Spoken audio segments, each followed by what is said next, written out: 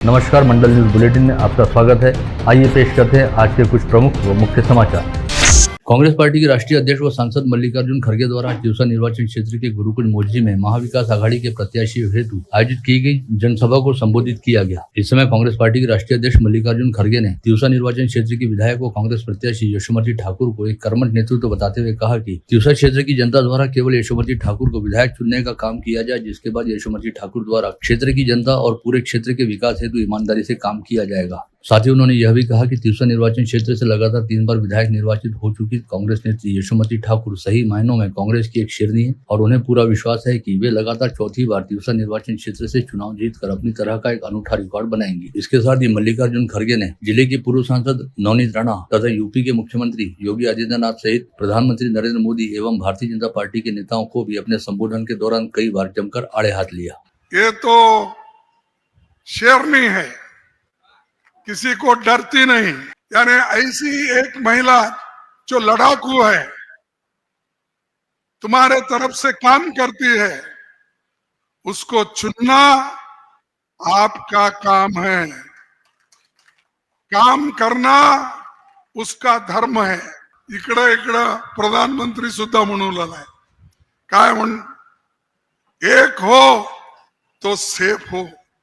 आता एक हो तो सेफ हो मोदी म्हणतात आणि तो बटोंगे तो कटेंगे तो म्हणतोय। अरे हम तो देखो भाई, कांग्रेस वाले ना बांटने वाले भी नहीं है, काटने वाले भी नहीं।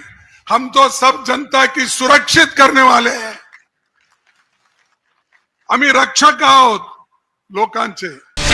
इस समय जिले के कांग्रेसी सांसद बलवंत वानखड़े ने अपने संबोधन के दौरान भाजपा नेत्री व पूर्व सांसद नवनीत राणा के कड़क नोट वाले बयान का जवाब देते हुए कहा कि यशोमती ठाकुर तो खानदानी रईस है और कुछ लोगों ने अपने पूरे जीवन काल के दौरान जितनी रकम व संपत्ति देखी नहीं होगी, उससे कहीं ज्यादा रकम व संपत्ति यशोमती ठाकुर के दादा व पिता ने समाज हित में दान कर दी है। लेकिन जो लोग कल तक कुछ नहीं थे, उन्हें जनता को बताना चाहिए कि आखिर उनके पास अचानक इतना पैसा कहाँ से आया और उन्होंने किस तरीके से इतना पैसा कमाया कि वे अब दूसरों को कड़क कड़क नोट बांट रहे हैं। जिल्ह्याची भाभी आमच्या भगिनीवर टीका करून गेली, काय म्हणे आमच्या ननातले कळक आवडतात म्हणे, पण ती नवीन आहे।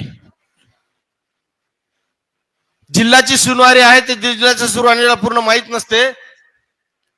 यशोमती ताई ही जन्मता सोन्याचा चमचा तोंडात घेऊन आलेली आहे। तिचे आजोबा असतील, त्यांचे आजोबा असतील, त्यांचे वडील असतील, त्यांनी आपली जी काही संपत्ती आहे ती समाज कार्यासाठी दान दिली। यांच्यासारखा भिकार चोटपणा करून जमवलेला नाही। इस जनसभा में कांग्रेस पार्टी अध्यक्ष के सामने अपने विचार व्यक्त करते हुए कांग्रेस नेत्री व तिवसा निर्वाचन क्षेत्र की प्रत्याशी यशोमती ठाकुर भी जमकर गरजी और उन्होंने किसी का भी नाम लिए बिना कहा कि तिवसा निर्वाचन क्षेत्र में कमीशन खोरी व ठेकेदारी करने वाले लोग अब खुद को जनता का सेवक बताते हुए प्रत्याशी बनकर घूम रहे हैं। सत्ता पक्ष के साथ नजदीकी रखने वाले ऐसे कमीशन बाबुओं ने ही जानबूझकर तिवसा निर्वाचन क्षेत्र की जलापूर्ति जैसे काम में अड़ंगा डाला था। हा जो प्रतिस्पर्धी आपले आहेत ना, माने मूळचे ते कमिशन बाबू आहेत, ठेकेदार आहेत, स्वतः कबूल करतात मी ठेकेदार आहोत, स्वतः म्हणतात की आम्ही पत्र दिले आणि म्हणून काम नाही झाले। अरे हरामखोरांनो, तुम्ही आमची कामं करणार नाही तर तुम्हाला ही जनता शिकवेल की नाही शिकवेल। महिलांना माझ्या 3000 रुपये मिळणार, आपल्या युवकांना 4000 रुपये मिळणार आणि शेतकऱ्यांना 3 लाख रुपयाची कर्जमाफी मिळणार। वहीं इससे पहले आज कांग्रेस के राष्ट्रीय अध्यक्ष मल्लिकार्जुन खड़गे का तिवसा में विशेष तौर पर बनाए गए हेलीपैड पर नागपुर से विशेष हेलीकॉप्टर के जरिए आगमन हुआ। इस अवसर पर अमरावती मनपा के पूर्व महापौर विलास इंगोले, कांग्रेस के शहराध्यक्ष बबलू शेखावत, प्रदेश सचिव किशोर बोरकर व अनिकेत डेकरे ने पुष्पगुच्छ देकर कांग्रेस अध्यक्ष मल्लिकार्जुन खड़गे का अमरावती जिले में स्वागत किया। भारतीय जनता पार्टी के स्थानीय पदाधिकारियों द्वारा आज राजापेट स्थित भाजपा कार्यालय में बुलाई गई पत्रवार्ता में अमरावती निर्वाचन क्षेत्र से भाजपा के खिलाफ बगावत करने वाले पूर्व मंत्री व भाजपा नेता जगदीश गुप्ता के खिलाफ सनसनीखेज आरोप लगाते हुए कहा गया कि जिस भाजपा ने जगदीश गुप्ता को सब कुछ दिया, जगदीश गुप्ता द्वारा उसी भाजपा की अमरावती शहर में जड़ें खोदने का काम किया गया। साथ ही इस पत्रवार्ता में भाजपा पदाधिकारियों ने जगदीश गुप्ता के हिंदुत्व एवं भाजपा प्रेम को पूरी तरह से झूठा व मौका परस बताते हुए कहा कि भाजपा के खिलाफ इससे पहले भी कई बार बगावत करते हुए पार्टी विरोधी गतिविधियों में शामिल रहने वाले पूर्व मंत्री जगदीश गुप्ता की कांग्रेस के स्थानीय नेताओं के साथ छिपे तौर पर मिलीभगत चलती रही। अतः अमरावती निर्वाचन क्षेत्र के मतदाताओं ने जगदीश गुप्ता द्वारा फैलाए जाने वाले भ्रमजाल में बिल्कुल भी नहीं फंसना चाहिए। भाजपाचाच मी आहे आणि मी भाजपा वाचवायला निघालो आहे आणि त्यांचे समर्थक की भाऊ म्हणजे भाजपा हे जे चित्र आहे हे 90, 95, 99 पर्यंत सीमित होतं। 99 नंतर काही काळ जर सोडला तर नंतरची पूर्ण कारकीर्द ही त्यांची भाजपा विरोधात राहिलेली आहे, भाजपासाठी वादग्रस्त राहिलेली आहे, भाजपाच्या विरोधातच राहिलेली आहे आणि म्हणून अमरावती भारतीय जनता पार्टी पूर्णपणे सुलभाताई खोडके यांच्या पाठीशी आहे। अमरावती विधानसभा निर्वाचन क्षेत्र से महाविकास आघाड़ी के तहत कांग्रेस के प्रत्याशी रहने वाले डॉक्टर सुनील देशमुख के प्रचार हेतु आज रुक्मिणीनगर परिसर में भव्य पदयात्रा का आयोजन किया गया था। वहीं गत रोज डॉक्टर सुनील देशमुख की पदयात्रा का आयोजन बडाली एवं शेवगांव परिसर में हुई। इन सभी क्षेत्रों में डॉक्टर देशमुख की दावेदारी को जबरदस्त समर्थन मिला। अमरावती निर्वाचन क्षेत्र से महाराष्ट्र नवनिर्माण सेना के प्रत्याशी रहने वाले मंगेश उर्फ पप्पू पाटिल द्वारा पार्टी के चुनाव चिन्ह इंजन की प्रतिकृति साकार कर चुनाव प्रचार की शुरुआत की गई। मनसे की चुनाव प्रचार रैली में पार्टी का चुनाव चिन्ह इंजन शहर वासियों के आकर्षण का मुख्य केंद्र बना हुआ है। बडनेरा निर्वाचन क्षेत्र से निर्दलीय प्रत्याशी के तौर पर चुनाव लड़ रहे नितिन कदम द्वारा अपने चुनाव प्रचार का शुभारंभ करने के बाद अलग अलग क्षेत्रों में लगातार प्रचार पदयात्राएं की जा रही हैं और निर्दलीय प्रत्याशी नितिन कदम की प्रचार पदयात्राओं को निर्वाचन क्षेत्र में उत्स्फूर्त प्रतिसाद भी मिल रहा है। बडनेरा निर्वाचन क्षेत्र की निर्दलीय प्रत्याशी प्रीति बंड के भातकुली प्रचार कार्यालय का उद्घाटन शुक्रवार की शाम 6 बजे बुध कमर्शियल मार्केट में किया गया। इस समय ठाकरे गुट वाली शिवसेना के खिलाफ भूमिका अपनाने वाले विधायक ज्ञानेश्वर धाने पाटिल सहित मनोहर बुध, नाना नागमोथे एवं अन्य शिवसेना पदाधिकारियों की प्रमुख उपस्थिति रही। अमरावती विधानसभा निर्वाचन क्षेत्र से प्रहार जनशक्ति पार्टी के प्रत्याशी डॉक्टर सैयद अबरार द्वारा नागरिकों के बीच जाकर धुआंधार प्रचार किया जा रहा है, जिसके चलते डॉक्टर सैयद अबरार की दावेदारी को शहर के विभिन्न प्रभागों व क्षेत्रों में अच्छा खासा प्रतिसाद व समर्थन भी मिल रहा है। इंडियन यूनियन मुस्लिम लीग द्वारा अमरावती निर्वाचन क्षेत्र से प्रत्याशी बनाए गए हाजी इरफान खान द्वारा शुक्रवार की शाम जमील कॉलोनी स्थित मुख्य प्रचार कार्यालय से धर्मकांटा चौक तक बाइक रैली का आयोजन किया गया था। प्रचार हेतु निकाली गई इस बाइक रैली में क्षेत्र के युवाओं ने बढ़ चढ़कर हिस्सा लिया। साथ ही बाबा चौक और धर्मकांटा चौक पर हाजी इरफान खान के प्रचार कार्यालय का उद्घाटन भी किया गया।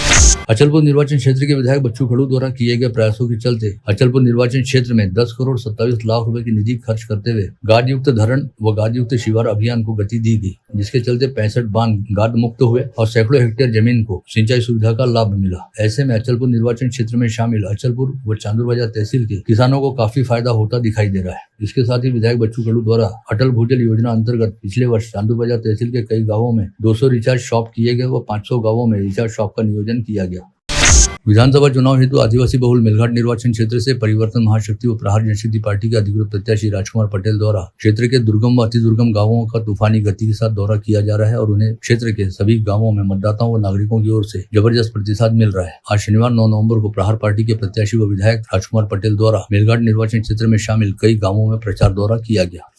दरियापुर निर्वाचन क्षेत्र से विधानसभा चुनाव हेतु महायुति के तहत शिंदे गुट वाली शिवसेना के प्रत्याशी रहने वाले पूर्व विधायक अभिजीत अड़सूल का दरियापुर व अंजनगांव सुरजी तहसील क्षेत्र में जमकर प्रचार चल रहा है, जिसके तहत महायुति प्रत्याशी अभिजीत अड़सूल ने गत रोज अंजनगांव सुरजी तहसील के कई गाँवों को भेंट देते हुए गाँव वासियों से संवाद साधा।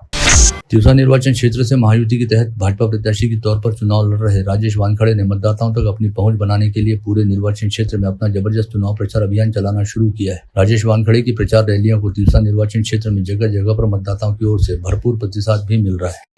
जिलाधीश सौरभ कटियार ने विविध मतदान केंद्रों को भेंट देकर उपलब्ध सुविधाओं का जायजा लिया और उपस्थित अधिकारियों को सभी सुविधाएं उपलब्ध करवाए जाने के निर्देश भी जारी किए। साथ ही कलेक्टर कटियार के हाथों नागरिकों को मतदाता पर्चियों का वितरण भी किया गया। इस समय कलेक्टर कटियार ने मतदाताओं को गुलाब पुष्प प्रदान करते हुए उनसे अपने मताधिकार का इस्तेमाल करने का आह्वान भी किया।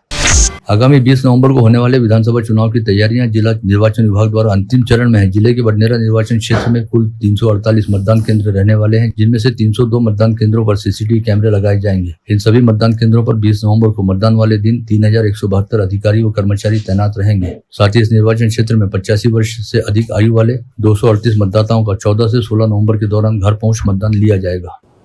नमस्कार, मी सौरभ कटियार, अमरावती कलेक्टर. मला आवाहन करायचं आहे सब नागरिकांना की येणारे 20 नोव्हेंबरला आपल्या जिल्ह्यामध्ये मतदान होणार आहे. त्यासाठी प्रशासनाने सर्व पातळीवर पूर्ण तयारी केलेली आहे. मतदानाच्या दिवशी मतदारांना कुठलीही प्रकारची अडचण येणार नाही याचीही दक्षता घेण्यात आलेली आहे.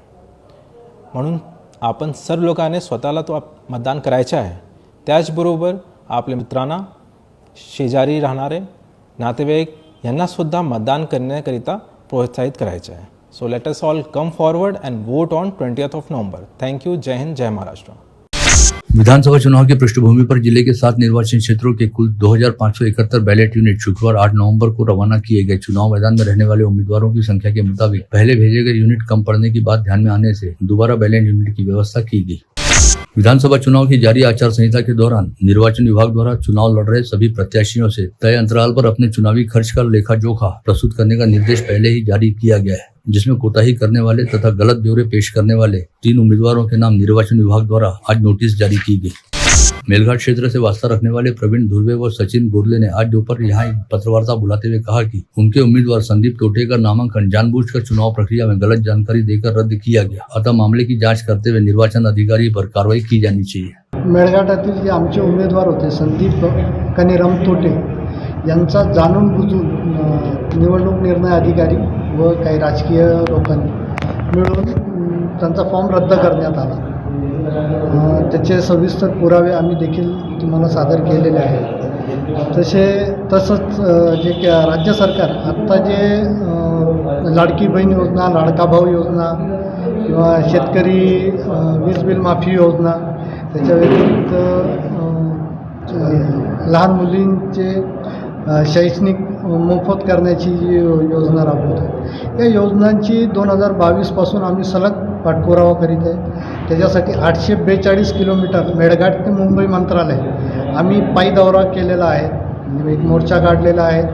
परत हे मागण्या आम्ही मोर्चा काढूनसुद्धा पूर्ण झाल्या नसल्याने 7 दिवस आम्ही तिथं सतत आझाद मैदान येथे उपोषणाला बसलो. याचा श्रेय सर्व आम्हाला देण्यात यावा अशी आमची विनंती.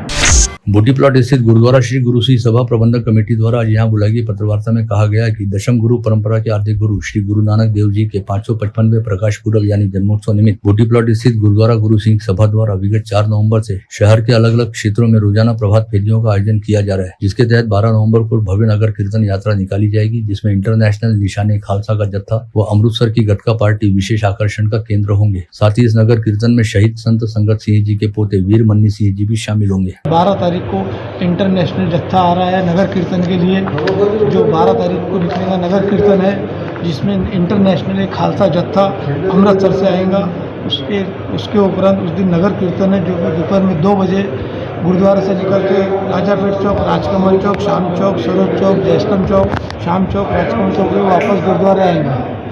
चित्रा चौक स्थित एसके ऑटोमोबाइल की दुकान में शुक्रवार को सुबह 7:30 बजे के दौरान अचानक आग लगी. आग की इस घटना में लगभग 1 लाख रुपए का माल जलकर राख हो गया. 1 घंटे के अथक प्रयास के बाद दमकल विभाग के दल ने आग को काबू करने में सफलता प्राप्त की. वहीं अग्निकांड का शिकार हुई दुकान से सटी अन्य दुकानों को आग से बचा लिया गया. विधानसभा चुनाव निमित्त अलग अलग स्थानों पर लगाई गई नाकाबंदी के दौरान शुक्रवार 8 नवंबर की शाम 6 बजे अचलपुर चांदूर बाजार चेक पोस्ट पर एसएसटी के दल ने बड़ी कार्रवाई करते हुए अमरावती से परतवाड़ा की ओर जाने वाली हुंडई i20 कार से 7.5 लाख रुपए नकद जब्त किए. इसके साथ ही ग्रामीण अपराध शाखा के दल ने शुक्रवार को धामनगर रेलवे के एक व्यक्ति के पास से 5 लाख रुपए और चांदूर रेलवे के एक व्यक्ति के पास से 4,38,000 रुपए नकद जब्त किए. बैंक ऑफ इंडिया की नवाथे चौक शाखा से फिक्स डिपॉजिट किए गए खाते की 51,65,000 रुपए की रकम खातेदार को सूचित किए बिना निकाले जाने की सनसनीखेज घटना सामने आई. इस मामले में जलापूर्ति विभाग के सेवानिवृत्त अधिकारी मुकुंद कुरेकर की शिकायत के आधार पर राजापेट पुलिस ने मामला दर्ज करते हुए मामले को जांच हेतु साइबर पुलिस थाने में ट्रांसफर किया. गाड़गेनगर पुलिस थाना अंतर्गत एक महिला के घर से 6,86,000 रुपए के सोने के गहने चुराए जाने की घटना प्रकाश में आते ही गाड़गेनगर पुलिस ने 8 नवंबर को फिरियादी महिला के घर पर केयर टेकर के रूप में काम कर रही एक संदिग्ध महिला के खिलाफ चोरी का मामला दर्ज किया. शहर के वडाली परिसर के परिहारपुरा में रहने वाले संतोष बेनीवाल नामक 46 वर्षीय कुख्यात आरोपी पर एमपीडीए के तहत कार्रवाई कर उसे 1 साल के लिए अमरावती सेंट्रल जेल में स्थानबद्ध किया गया. यह कार्रवाई सीपी रेड्डी की ओर से मिले आदेश के बाद फ्रेजरपुरा पुलिस के दल द्वारा की गई. मोर्शी की जिला परिषद माध्यमिक शाला से 2 दिन पूर्व चोरी हुआ लाखों रुपए का साहित्य मोर्शी पुलिस के दल ने 12 घंटे में ही 3 नाबालिग युवकों को गिरफ्तार कर जब्त करने में सफलता प्राप्त की. इन तीनों नाबालिग आरोपियों के पास से पुलिस ने 2,38,000 रुपए का माल जब्त किया है. देवगांव से तलेगांव दशासर की ओर जाने वाले रास्ते पर तहसीलदार घोरपड़े के मार्गदर्शन में गौण खनिज पथक ने क्षमता से अधिक रेत से लदे ट्रक को पकड़कर कार्रवाई की. इस ट्रक में रेत भरकर कारंजा ले जाई जा रही थी. नागपुर से ट्रांसपोर्ट के जरिए सुगंधित तंबाकू तस्करी करने वाले रैकेट का यवतमाल एलसीबी द्वारा पर्दाफाश किया गया तथा 20 लाख रुपए का मुद्देमाल जब्त करते हुए रैकेट में शामिल आरोपियों को गिरफ्तार कर अदालत में पेश किया गया, जहां से अदालत ने 6 आरोपियों को पुलिस कस्टडी में रखने के आदेश जारी किए. वहीं इस रैकेट का मास्टरमाइंड सोनू अभी फरार बताया जा रहा है, जिसकी सरगर्मी से तलाश जारी है. यवतमाल जिले के देवनाला गांव के किसान ने अपने खेत में जहर गटक कर खुदकुशी कर ली। यह घटना 7 नवंबर की रात 9 बजे के दौरान उजागर हुई। मृतक किसान का नाम तुलसीदास राठौड़ बताया गया है। अकोला अकोट मार्ग पर आज दोपहर एक ट्रक व मोटरसाइकिल के बीच भयानक टक्कर हुई, जिसमें दादा व पोते की मौके पर ही दर्दनाक मौत हो गई। यह हादसा आज दोपहर करीब 3 बजे के आसपास उगवा फाटे के पास घटित हुआ। मृतकों की शिनाख्त 65 वर्षीय अली उल्लाह खान व उनके 26 वर्षीय पोते शेख शब्बीर शेख साबिर के तौर पर हुई है। पता चला है कि दादा पोते दोपहिया वाहन पर सवार होकर अकोट से अकोला की ओर जा रहे थे।